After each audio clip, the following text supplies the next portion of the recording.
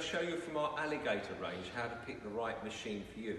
And that may be the budget, the number of pieces you need to cut, or just the sheer convenience and utility of the machine. Our basic machines are our manual bandsaws, where you lift them up and obviously they come down under hydraulic feed to whatever speed is suitable for the work you're cutting. So this will be the manual bandsaw. On our basic machine we have a vise, obviously doing up with a handle, and we have a repetition lock so that you can just go like this for repetition cutting. Most machines have an end stop, so obviously you can move it up to the end stop to cut each piece. If you need to cut longer pieces, we do measuring systems on rolling tracks for longer pieces. This machine just cuts through the material, and when it is finished it will switch off. So it's our manual machine. And then of course you lift it up afterwards at the end of the cut to do the next piece. A step up from that is our hydraulic lift machine, which is the H machine for hydraulics. That machine will come down exactly the same as the last machine, but when it hits the bottom, it will pop back up again. Obviously, if you're doing a lot of cuts, it says you have to lift it each time, which can be hard work if you've got lots to do. I sold one recently to a gentleman who had a shoulder injury, and it was an absolute must for him. He really loved the idea, the fact that it would just pop back up at the end of the cut. Then the third alternative on the same size of machine, and this applies to all our sizes of alligator machines, but on this machine the third option would be semi-automatic. That machine would actually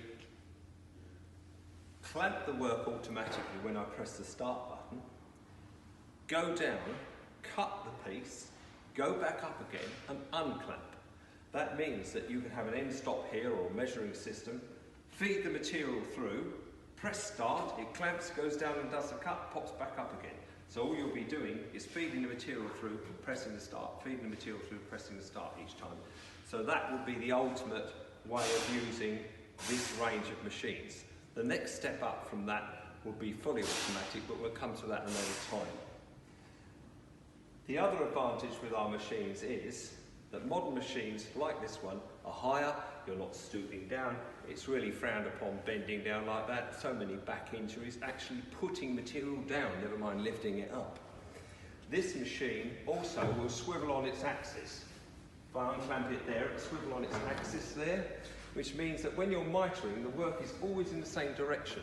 The old machines you used to have to unclamp the vices, move them round, and you'd have your workpiece over there in the gangway in everybody's way when you're mitering. This machine, the work is always in the same direction when you're mitering. This particular machine, the vice will slide across to here, and you can do a left-hand miter as well as a right-hand miter. If you don't do much mitering, you can have the basic machine where the vice is just one direction only, material will go round and you can cut 45 degrees one way, but if you turn the work upside down, you could still do the left and right mitering. So it depends whether you have the budget to do the left and right, or you don't have a lot of mitering to do, then you might just go for the basic version without double mitering.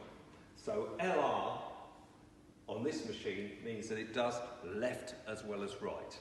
On my R machines, they would just miter to the right. From our alligator range, we have a series of automatic machines. This is our smallest one, the 260. Obviously, it is automatic. It will feed the material through and cut it to length. This particular machine will swivel round and do 45 degrees.